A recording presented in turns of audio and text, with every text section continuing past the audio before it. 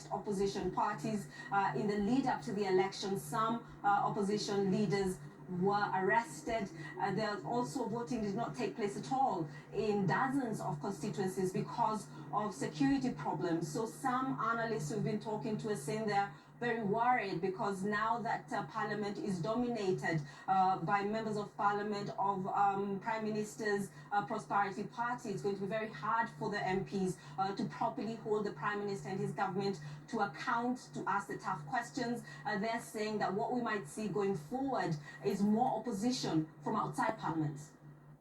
Well, earlier I spoke to David Shin. He is a professor of international relations at George Washington University and also a former US ambassador to Ethiopia.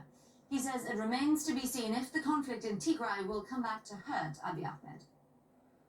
I think it's a little early to judge how it's being viewed both internally in Ethiopia and in the international community. I think it is a success, qualified success for Prime Minister Abiy, but with some caveats, and that is the fact that about 1/5 of the constituencies did not participate in the election for either technical or other reasons. You had a boycott by several key political parties, and there have been some 207 complaints about the election.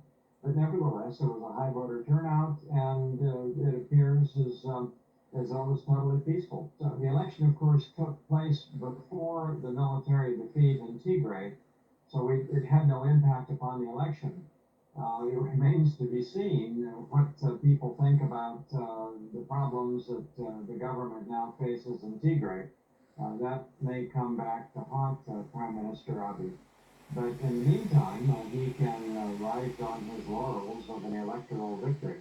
I think that his first priority has to be what do you do about Tigray and how do you deal with the humanitarian crisis that exists there. And if he handles that badly, all of this could not go well for him internally in Ethiopia. There are other issues, as you suggest, that he has to grapple with. He has a very full plate that he's going to have to resolve in the coming months. And if he mishandles it, he's going to be, I think, in some difficulty.